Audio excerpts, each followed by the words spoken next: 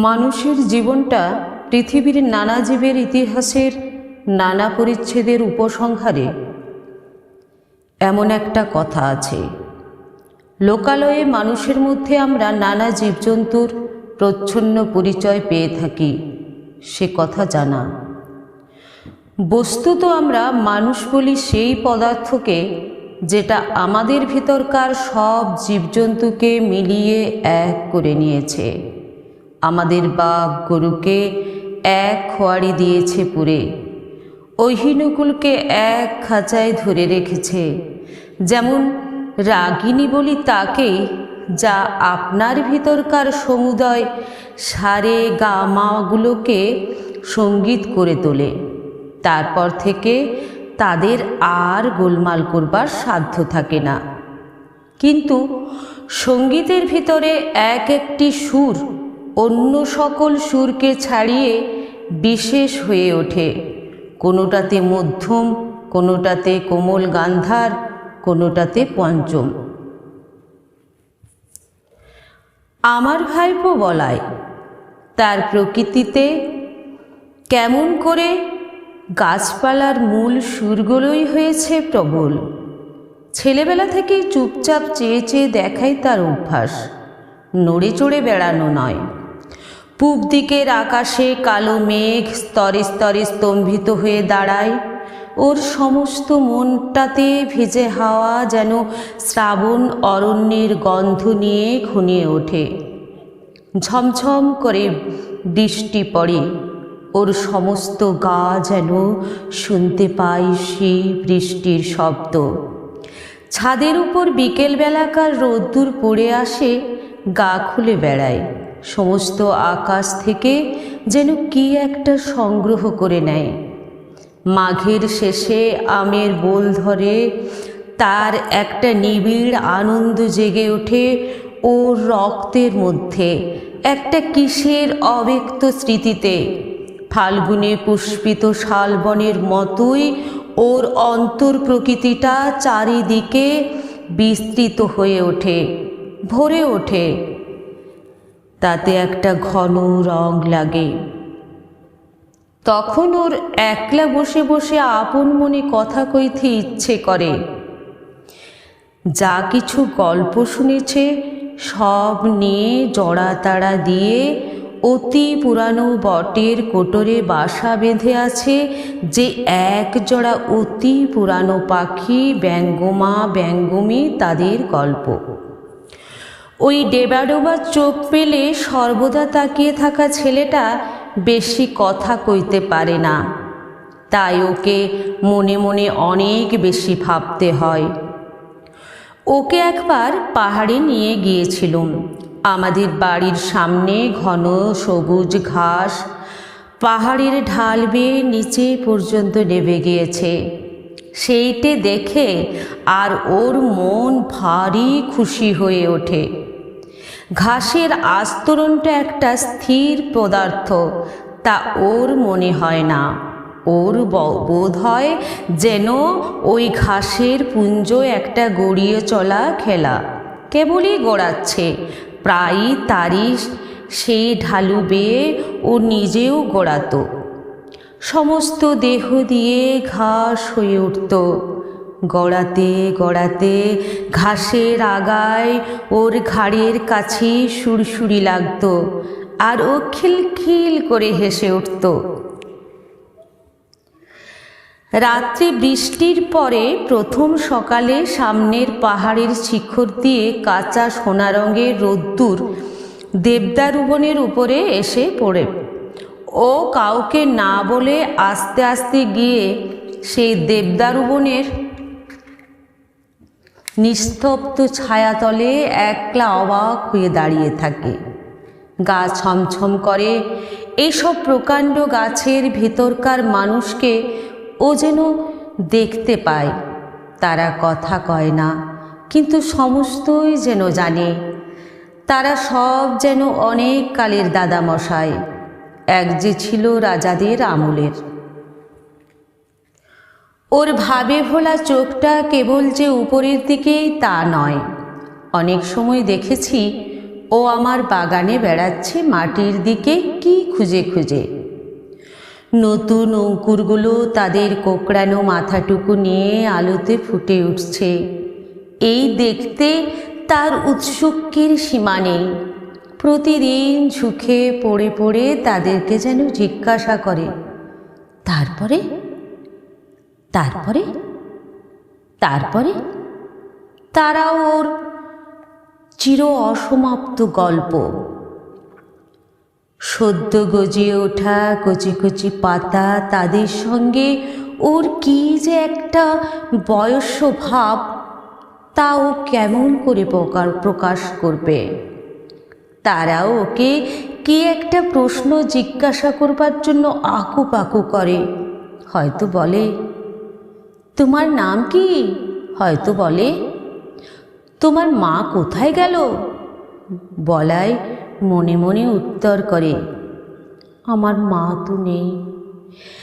কেউ গাছের ফুল তোলে, এইটি ওর বড় বাজে। আর কারোর কাছে ওর এই সংকোচের কোনো মানে নেই, এটাও সে বুঝেছে। এই জন্যে ব্যথাটা লুকোতে চেষ্টা করে। ওর বয়সের ছেলেগুলো গাছে ঢিল মেরে মেরে আমলকি পাড়ে। ও কিছু বলতে পারে না, সেখান থেকে মুখ ফিরিয়ে চলে যায়। ওর সঙ্গীরা ওকে খেপাবার জন্যে বাগানের ভিতর দিয়ে চলতে চলতে ছড়ি দিয়ে দুপাশের গাছগুলোকে মারতে মারতে চলে। ফস করে বকুল গাছের একটা ডাল ভেঙে নেয়। ওর কানতে লজ্জা করে, পাছে সেটাকে কেউ পাগলামি মনে করে।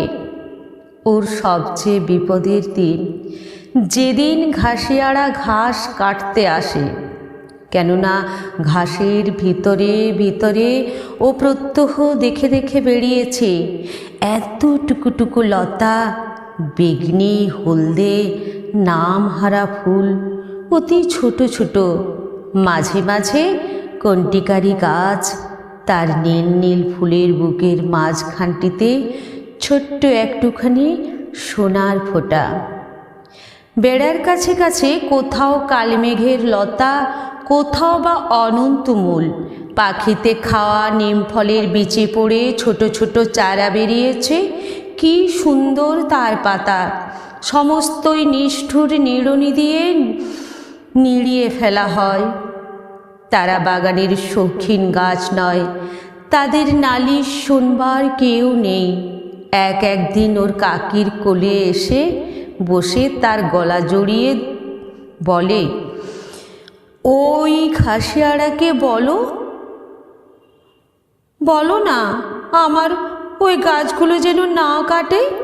কাকি বলে, বলাই, কি যে পাগলের মতো বকিস, ও যে সব জঙ্গল, সাপ না করলে চলবে কেন? বলাই অনেক দিন থেকে বুঝতে পেরেছিল কতকগুলো ব্যথা আছে যা সম্পূর্ণ ওর একলারই। ওর চারদিকের লোকের মধ্যে তার কোনো সাড়া নেই। এই ছেলের আসল বয়স সেই কোটি বৎসর আগেকার দিনে, যেদিন সমুদ্রের গর্ভ থেকে নতুন জাগা পঙ্কস্তরের মধ্যে পৃথিবীর ভাবী অরণ্য আপনার জন্মের প্রথম ক্রন্দন উঠিয়েছে। সেদিন পশু নেই, পাখি নেই, জীবনের কলরব নেই, চারিদিকে পাথর আর পাক আর জল।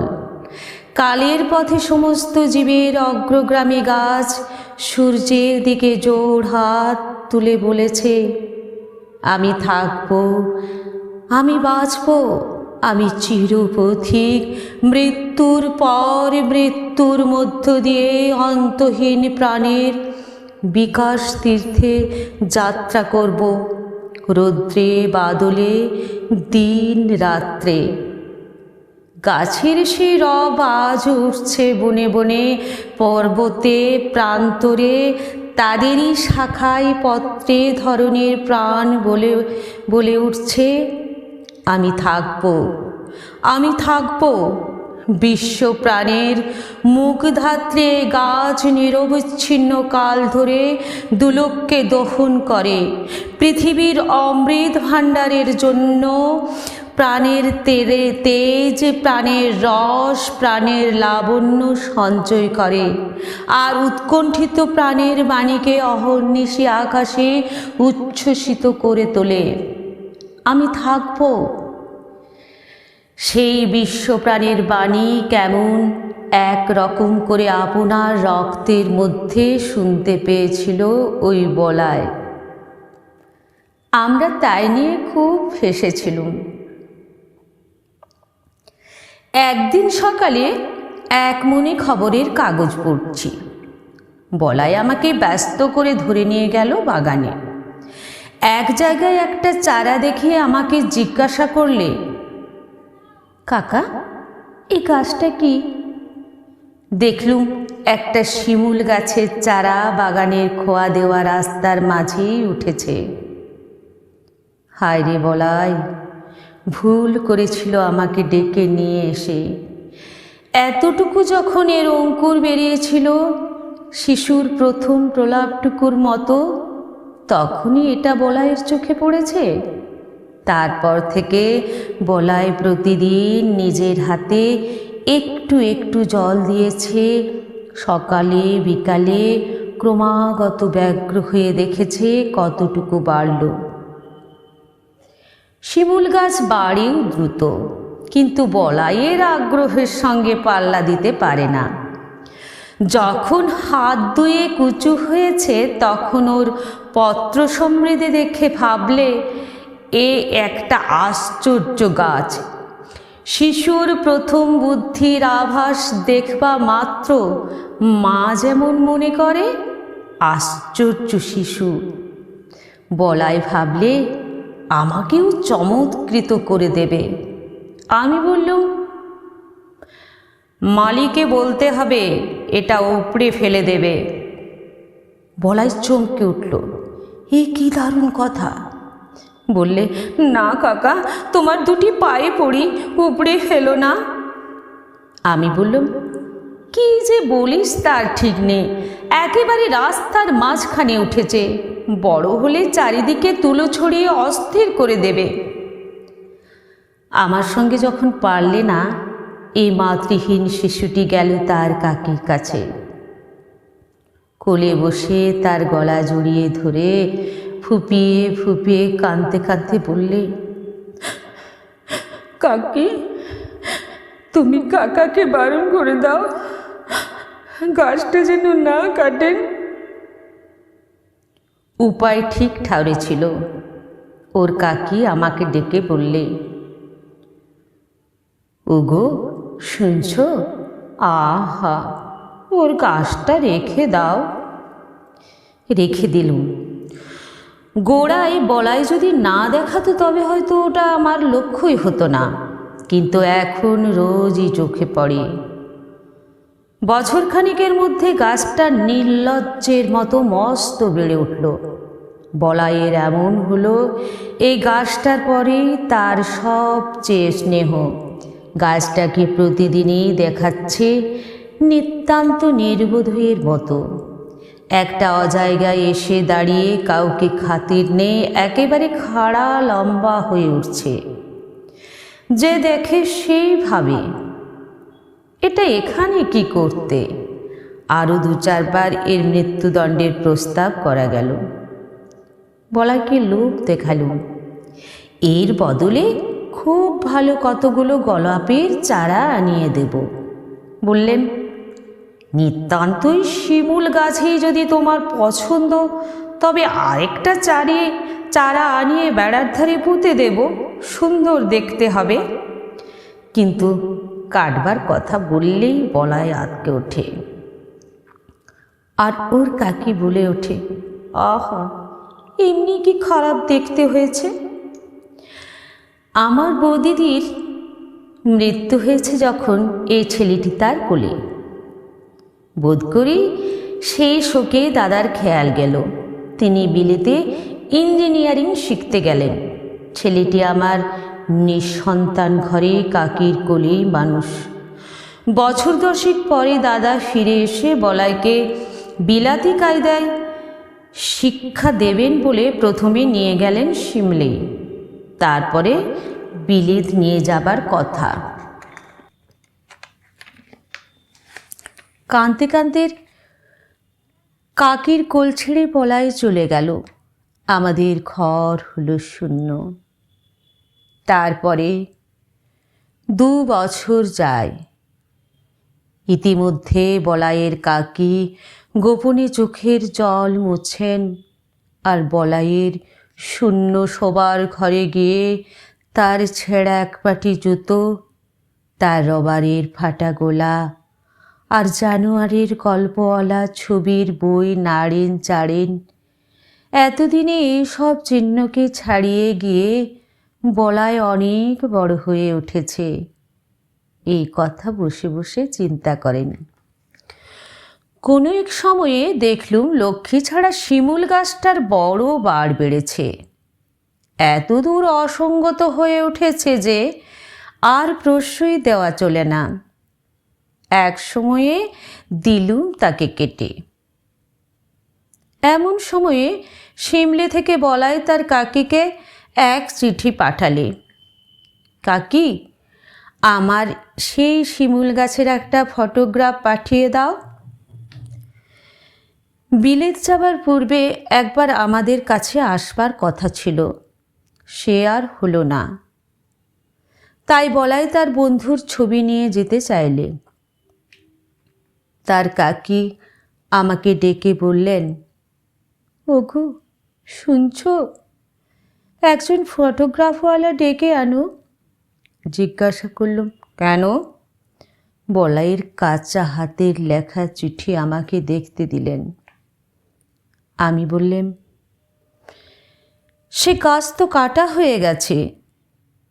বলাইয়ের কাকি 2 দিন অন্ন গ্রহণ করলেন না, আর অনেক দিন পর্যন্ত আমার সঙ্গে একটি কথাও কননি। বলাইয়ের বাবা ওকে তার কোল থেকে নিয়ে গেল, সে যেন ওর নাড়ি ছেড়ে। আর ওর কাকা তার বলাইয়ের ভালোবাসার গাছটিকে চিরকালের মতো সরিয়ে দিলে, তাতেও ওর যেন সমস্ত সংসারকে বাজল। তার বুকের মধ্যে ক্ষত করে দিলে। ওই গাছ যে ছিল তার বলাইয়ের প্রতিরূপ, তারই প্রাণের দোসর।